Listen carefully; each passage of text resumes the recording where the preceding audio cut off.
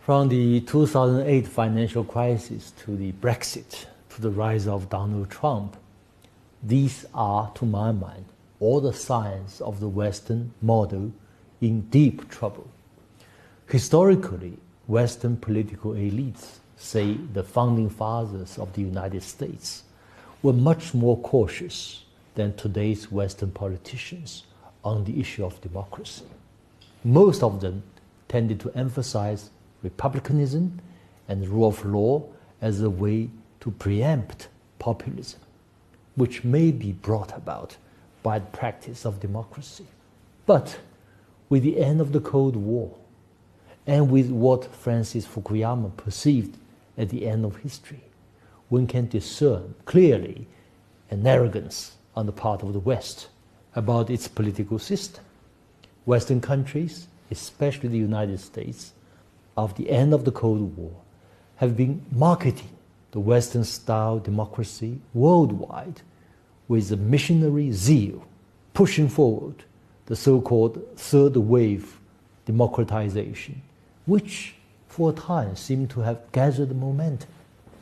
Now, with the lapse of 2 decades, few positive results were registered, at least by Chinese standards. In sharp contrast, China rejects categorically the Western political model, and the country is rising fast on an unprecedented scale in human history. To me, there are certain what I call genetic defects in the Western political model. First, the rational human being assumption.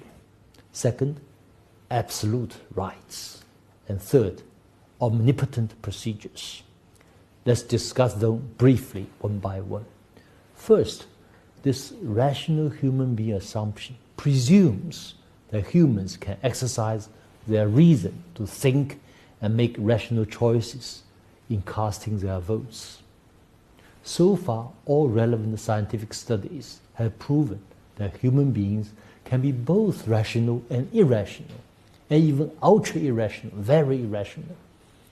With the growing role of the money in politics and the spread of new social media in politics, there may well be a rise of irrationality. So many politicians tend to take advantage of voters' irrationality, playing the populist card in the hope of winning votes and making more personal gains. In fact, we all know Adolf Hitler came into power this way in the 1930s. The rise of the new social media today has furnished a fertile ground for expanding the irrationality of human beings, to my mind. Second, rights are absolute is also a problem, notably the overinflated individual rights and the decline of individual responsibilities. There are so many rights, each of which is exclusive, non-derogative, and absolute, leading to conflict of rights.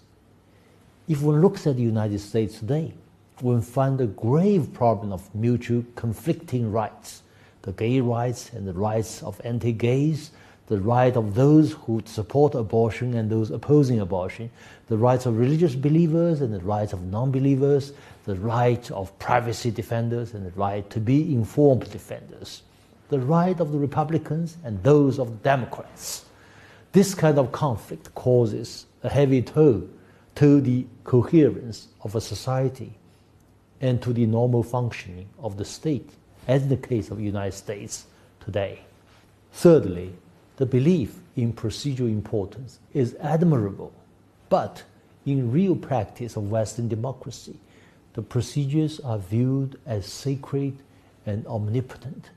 Western democracy has evolved into a procedural democracy, and once the procedure is deemed right, it does not matter whoever comes into power.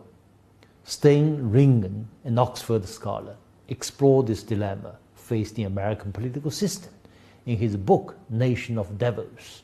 He highlights the uncontrollable legislation as manifested in the fact that all sorts of interest groups use lobbying to have their own interests protected. He described the dilemma that if the United States wants to carry out reforms, it needs to amend the Constitution Yet, constitutional amendments have to go through prohibitive procedures. In other words, due to procedural reasons, reforms can hardly be authorized by American-style democracy. And how can you expect a sick man to cure a sick man? Stan Ringen deplores. Once the procedural justice has been taken as justice itself and made absolute, the consequence is often substantial injustice.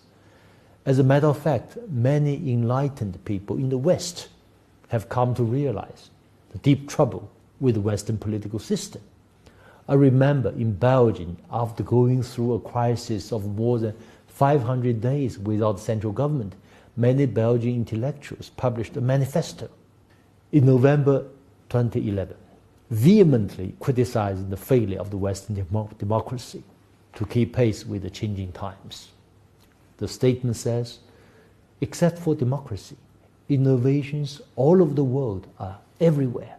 For instance, companies must continuously reform.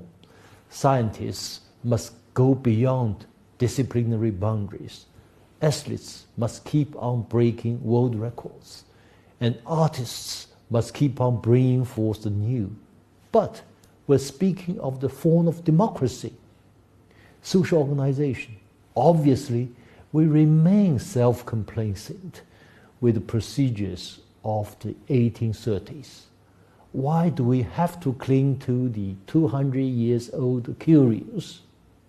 Democracy is a living organism, and the form of democracy is not fixed. It should continuously develop to meet the demands of our times.